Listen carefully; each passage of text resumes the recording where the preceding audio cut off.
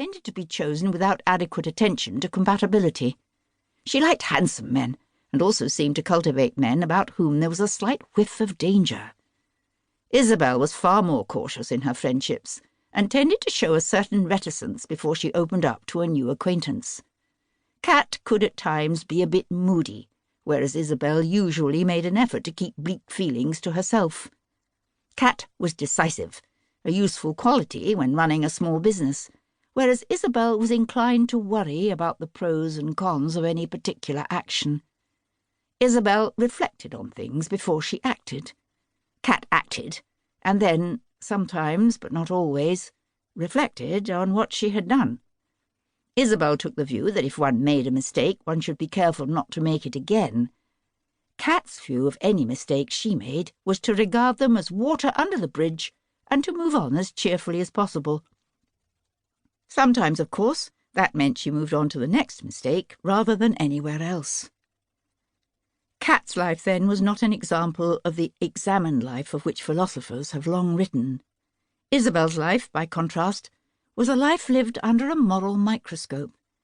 In their different ways, both these approaches worked for the two women. Both were happy with their lot.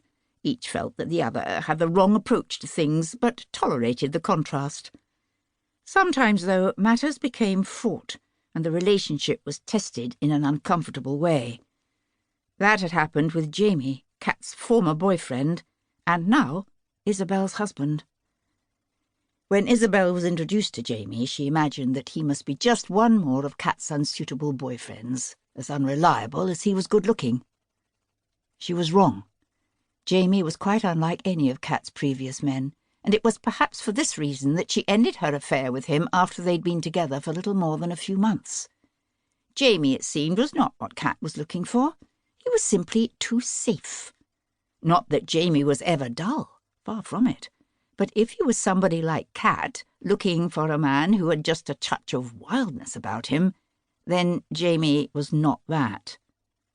Jamie was decent, heart-meltingly decent, as one of Isabel's friends had once described him. And dishy, the same friend had added, knee-weakeningly dishy.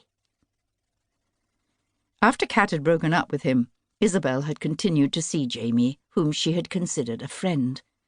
This friendship had in due course become something more, and Isabel and Jamie became lovers, and eventually spouses. Not surprisingly, Cat took this badly, with a complete lack of grace, in fact. No niece expects her cast-offs to be taken on by her aunt, and there ensued a period of chilled relations between the two women. The birth of Isabel's son, Charlie, had made matters even worse, although eventually a thaw set in, and Cat accepted the existence of Charlie. Huffs can be demanding, even to the huffiest.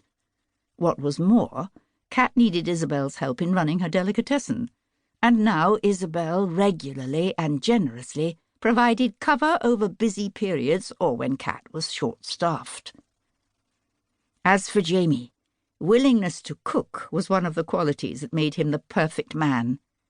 He was versatile in his approach, perhaps a bit more adventurous than Isabel, and he had a particular appetite for vintage cookery books, of which he had built up quite a collection.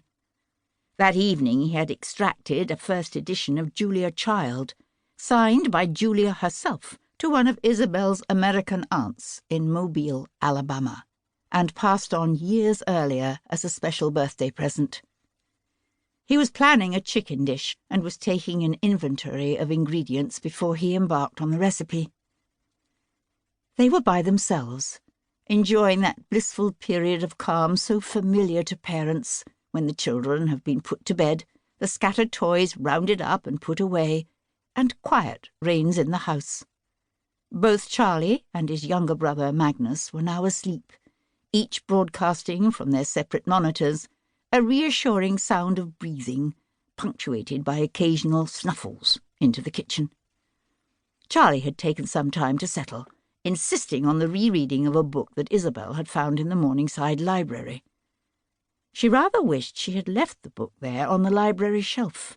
There was a tiger in this book, and he had no discernible redeeming qualities. He was fortunate, she felt, to avoid the fate of tigers she remembered from her own childhood.